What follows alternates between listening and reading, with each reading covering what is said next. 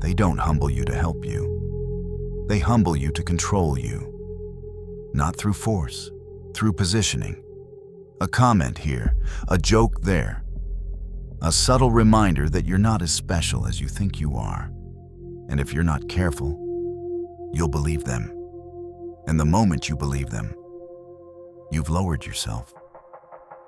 You've lowered your position. And people who lower themselves don't get respected.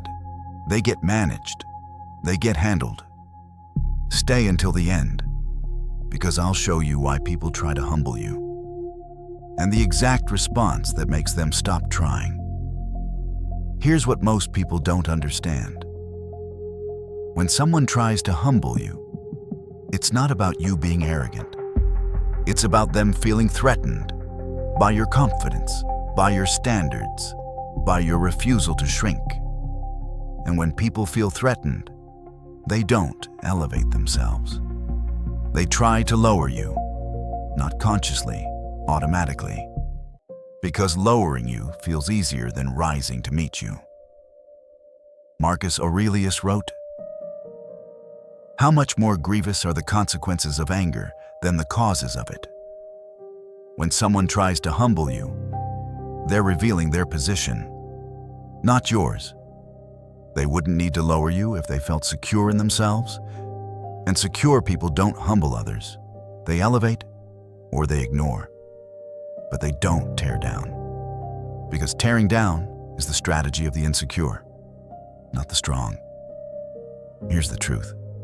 Humbling is a dominance move, not a correction. It's an attempt to reestablish hierarchy when your presence threatens theirs. When you're confident and they're not, your presence becomes uncomfortable. Not because you did anything, because comparison hurts. And rather than eliminate the discomfort by improving, they eliminate it by diminishing you. And if you accept the diminishment, you've positioned yourself below them. And once you're below, they're comfortable again. Epictetus said, "If you want to improve, be content to be thought foolish and stupid." Translation: don't defend yourself against attempts to humble you. Don't explain your worth. Don't shrink to make them comfortable. Just remain unmoved. Because the person who remains unmoved by humbling attempts is the person who can't be humbled. And what can't be humbled can't be controlled. Here's what humbling looks like. Stage 1, the subtle jab, disguised as concern. Are you sure you're ready for that? That seems ambitious for someone at your level. I'm just trying to help you stay realistic. This isn't help. It's positioning. They're trying to place you below where you placed yourself. And if you defend, you've entered negotiation. And negotiation means your position is debatable. Stage 2, the public correction in front of others. They point out a mistake. They question your judgment. They frame you as naive. Not privately, publicly. Because public humbling has witnesses, and witnesses create reputation, and reputation affects position. This isn't about correcting you. It's about lowering you in the eyes of others. So you're not just humbled internally, you're humbled socially. Stage 3, the disguised comparison. I remember when I was like that. You'll understand when you have more experience. We've all been there. This frames you as less developed, as behind, as needing their guidance to catch up. And if you accept that frame, you've accepted that they're ahead. And ahead means above. And above means dominant. And dominance is what they were seeking, not your growth, their position. Let me show you why this happens. When you rise, you create discomfort in 2 groups. First group, people who feel left behind. Your rise reminds them of their stagnation. And rather than use that as fuel, they try to pull you back down. Not because they hate you, because your movement makes their stillness visible, and visibility creates pressure. And pressure feels like attack, so they attack back. Through humbling. Group 2. People at your level. Your rise threatens their position. If you rise and they don't, hierarchy shifts. And shifting hierarchy creates insecurity. So they try to keep you level. Not through elevation, through suppression. Don't get ahead of yourself. Stay humble. Remember where you came from.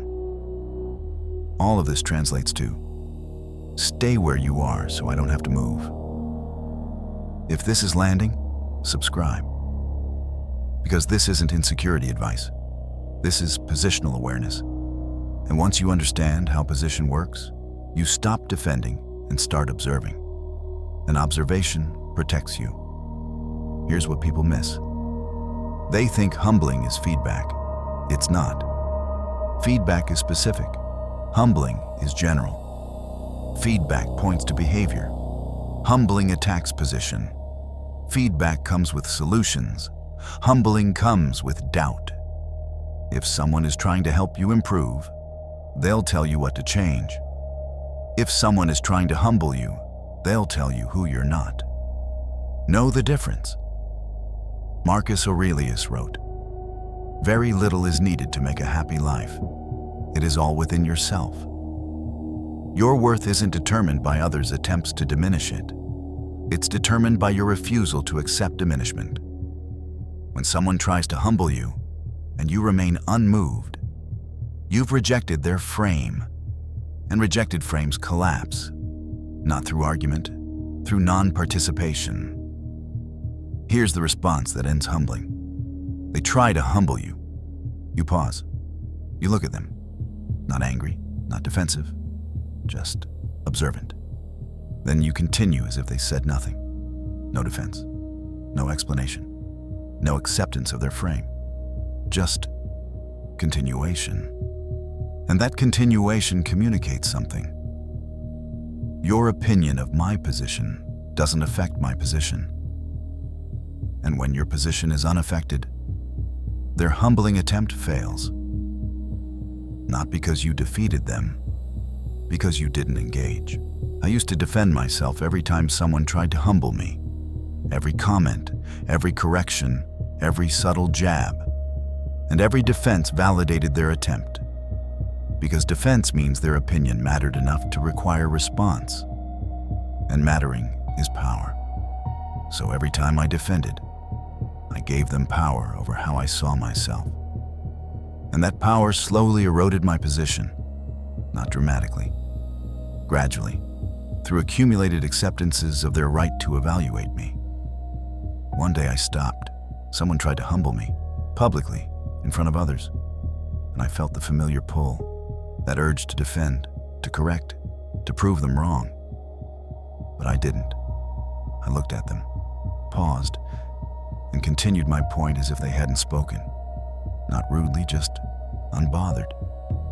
And something shifted. Not in that moment, but over time. Humbling someone who won't be humbled is pointless, and pointless efforts get abandoned. So they stop trying, not because I defeated them, because the behavior no longer worked. Here's what the Stoics knew. Your position is defined by what you accept, not by what others project. When someone tries to humble you, they're projecting their insecurity onto your confidence. And projection only works if you accept it. Don't.